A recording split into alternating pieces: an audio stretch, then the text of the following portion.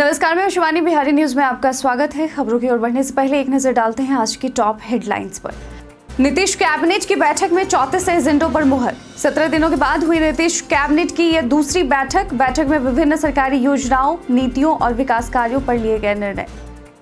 बिहार चुनाव में एडीजी को बनाया स्टेट नोडल पुलिस अधिकारी। एडीजी डॉक्टर कमल किशोर सिंह को बजट से जुड़ी जिम्मेदारी सौंपी गई। उन्मुखीकरण कार्यक्रम में चुनाव के दौरान सुरक्षा, प्रशासनिक व्यवस्था, आदर्श आचार संहिता से जुड़ी जानकारियां दी। बिहार में सस्ते दर पर परिवहन परमिट जारी। वाहन चालक राज्य के 35 जिलों में अपनी सेवाएं दे सकेंगे। ग्रामीण क्षेत्रों में परिवहन सेवा को बढ़ावा देने के लिए खास पहल। बिहार में 71% मुकदमे 3 साल से लंबित। बिहार की अदालतों में जजों की कमी। बिहार की न्यायिक प्रणाली में सुधार की आवश्यकता।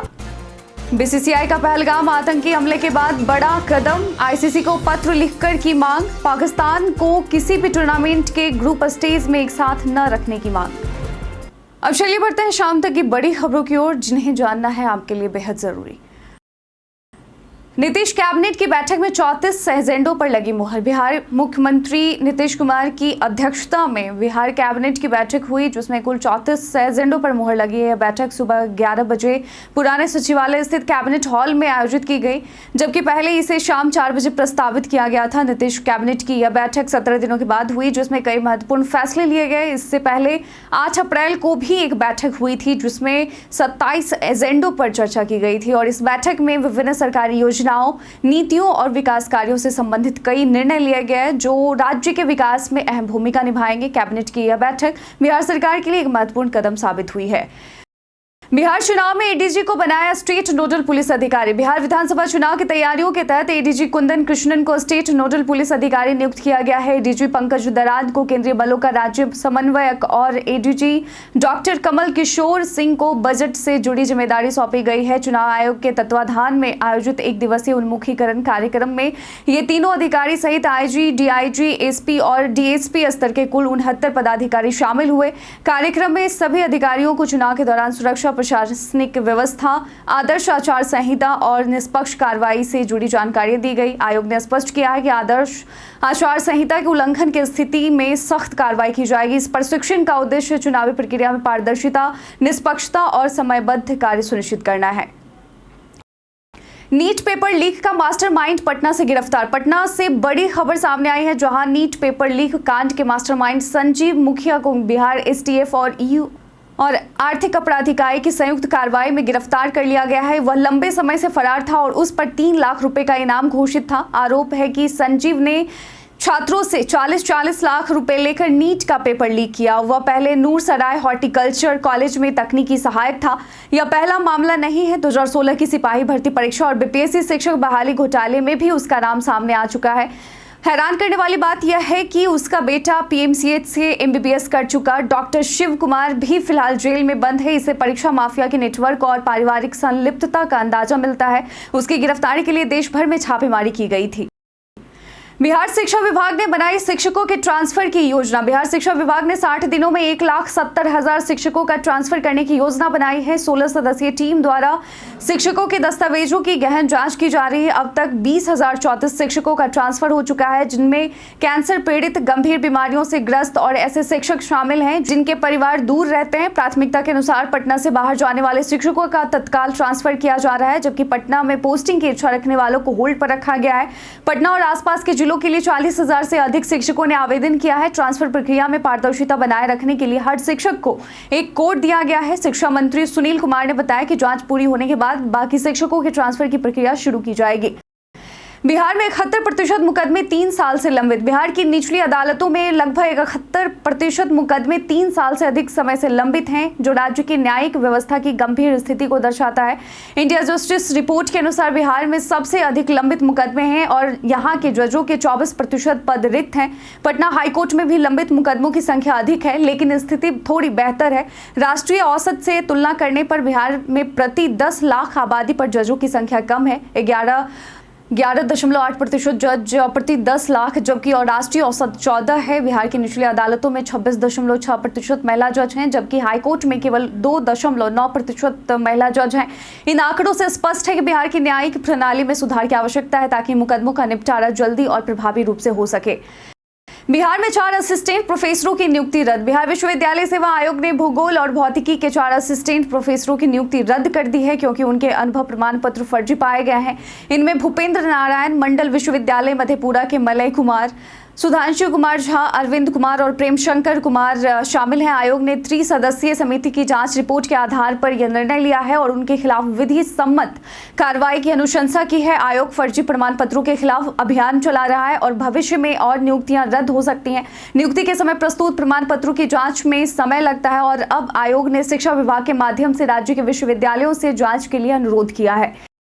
बिहार में सस्ते दर पर परिवहन परमिट जारी। बिहार सरकार ने परिवहन सुविधाओं को बढ़ाने के लिए बाइक और ऑटो को आधे से भी कम शुल्क पर परमिट देने का निर्णय लिया है। इसके तहत ऑल बिहार परमिट प्रदान किया जाएगा, जिससे वाहन चालक राज्य के 35 जिलों में अपनी सेवाएं दे सकेंगे। हालांकि पटना, गया और मुजफ्फरपुर के नगर निगम और नगर परिषद क्षेत्रों में ऑटो परिचालन की अनुमति नहीं दी गई है। इन जिलों के ग्रामीण क्षेत्रों में ऑटो चलाने की अनुमति है। बाइक का परमिट शुल्क 1150 रुपये, डीजल या पेट्रोल ऑटो का 1650 रुपये और सीएनजी ऑटो का 1150 रुपये रखा गया है। अन्य पैसेंजर वाहनों के लिए भी सस्ते दरों पर परमिट जारी होंगे, लेकिन इन वाहनों को नेशनल हाईवे पर चलाने की अनुमति नहीं होगी और यह पहल ग्रामीण क्षेत्रों में परिवहन सेवा को बढ़ावा देने के लिए की गई है।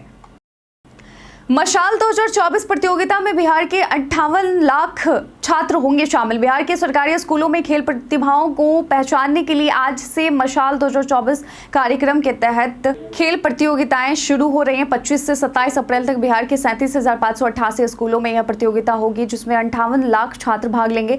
प्रतियोगिता का उद्देश्य स्कूलों में खिलाड़ियों की तलाश करना है। 2 श्रेणियों में आयोजित प्रतियोगिता में बालक वर्ग की आयु सीमा 14 वर्ष और बालिका वर्ग की 16 वर्ष निर्धारित की गई है। प्रखंड स्तर पर विजेता छात्रों को नगद राशि, टी शर्ट और मेडल दिया जाएगा। जिला स्तर पर भी चयनित छात्र राज्य स्तर पर खेलने का अवसर पाएंगे। राज्य स्तर पर प्रथम, द्वितीय और तृतीय स्थान प्राप्त छात्रों को क्रमशः 5,000, 3,000 और 2,000 रुपये मिलेंगे। इसके अलावा चयनित छात्रों को स्कॉलरशिप और ट्रेनिंग भी दी जाएगी। बिहार में फरार पुलिस कर्मियों के खिलाफ सख्त कार्रवाई। बिहार में फरार पुलिस कर्मियों के खिलाफ कार्रवाई तेज कर दी गई है। तिरहुत रेंज के 4 जिलों में फरार पुलिस कर्मियों की सूची तैयार की जा रही है, जिनके खिलाफ बर्खास्तगी की कार्रवाई की जाएगी। सिवाई पट्टी थाने में तैनात एएसआई राम प्रवेश प्रसाद 4 महीने से फरार है, जिससे कई महत्वपूर्ण केसों की जांच प्रभावित हो रही है और पीड़ितों को न्याय में विलंब हो रहा है। और इस मामले को डीआईजी चंदन कुमार ने संज्ञान में लिया और वरीय अधिकारियों को सख्त कार्रवाई के निर्देश दिए हैं। अब एसएसपी ने एएसआई को निलंबित कर विभागीय कार्रवाई शुरू की है। मामले की जांच के बाद फ्लैट का ताला तोड़कर केसों का प्रभार अन्य अधिकारियों को सौंपा जाएगा ताकि पीड़ितों को शीघ्र न्याय मिल सके।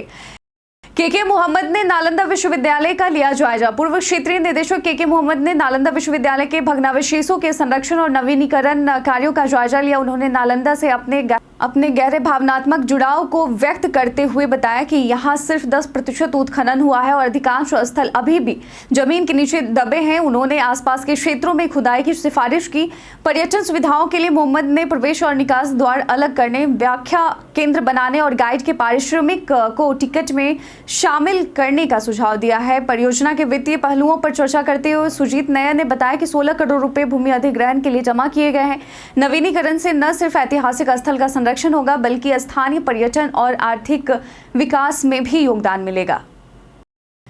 पीएम के संभावित बिहार दौरे की तैयारी में जुटे बीजेपी नेता। प्रधानमंत्री नरेंद्र मोदी मई में बिहार के 2 दौरे कर सकते हैं, जो आगामी विधानसभा चुनाव को ध्यान में रखते हुए महत्वपूर्ण है। हालांकि इसकी आधिकारिक पुष्टि नहीं हुई है, लेकिन बिहार के बीजेपी नेता संभावित दौरे की तैयारी में जुटे हैं। पहला दौरा 4 मई को पटना में खेलो इंडिया उद्घाटन समारोह के लिए हो सकता है, जबकि दूसरा दौरा 30 मई को शाहाबाद क्षेत्र में होने की संभावना है। इन दौरों का उद्देश्य मगध और शाहाबाद क्षेत्रों में बीजेपी की पकड़ मजबूत करना है, जहां पिछली लोकसभा चुनाव में एनडीए को बड़ी हार का सामना करना पड़ा था।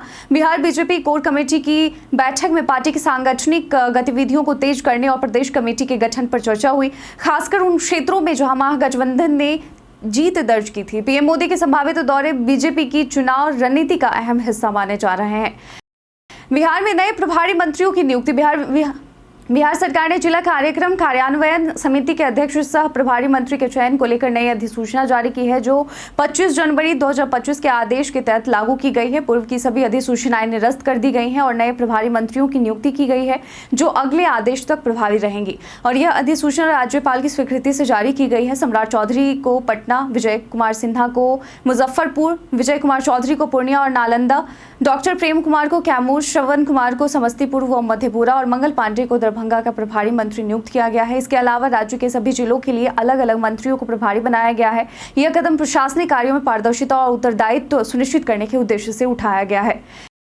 नेहा सिंह राठौड़ ने मोदी पर निशाना साधा। लोक गायिका नेहा सिंह राठौड़ ने पीएम मोदी की बिहार रैली पर प्रतिक्रिया देते हुए कहा कि पहलगाम आतंकी हमले के तुरंत बाद बिहार से पाकिस्तान को चेतावनी देना राजनीतिक चाल है। उन्होंने आरोप लगाया कि मोदी सरकार काम नहीं कर पा रही है, इसलिए राष्ट्रवाद और पाकिस्तान का मुद्दा उठाकर बिहार चुनाव में वोट बटोरना चाहती है। नेहा ने बताया कि अगर चुनाव का मुद्दा आतंकवाद बना तो रोजगार, शिक्षा और भ्रष्टाचार जैसे असली मुद्दे दब जाएंगे। उन्होंने कहा कि बिहार के युवा बेरोजगारी और गरीबी के दुष्चक्र में फंसे रह जाएंगे और प्रवासी मजदूर बनने को मजबूर होंगे। केंद्र सरकार और नेताओं पर हमला करते हुए उन्होंने कहा कि बिहार से दिल्ली की सत्ता बनती है, लेकिन राज्य को आज तक न तो कारखाने मिले न विश्वविद्यालय, ताकि सूरत, अहमदाबाद जैसे शहरों को सस्ता मजदूर मिलता रहे।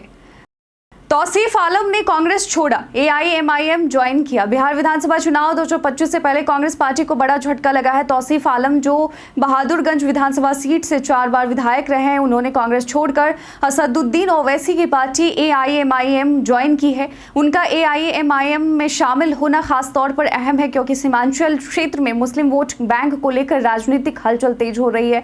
तौसीफ आलम ने 2020 में एआईएमआईएम के अंजाज नईम से हार का सामना किया था और इसके बाद उनके इस पार्टी में शामिल होने की अटकलें तेज हो गई थी। एआईएमआईएम ने सीमांचल को प्राथमिक लक्ष्य बना लिया है, जहां मुस्लिम आबादी का बड़ा हिस्सा है। तौसीफ आलम की पार्टी में शामिल होने से कांग्रेस को सीमांचल में बड़ा नुकसान हो सकता है और यह कांग्रेस की नेतृत्व क्षमता पर सवाल खड़े करता है। बीसीसीआई ने पहलगाम हमले के बाद आईसीसी से की मांग।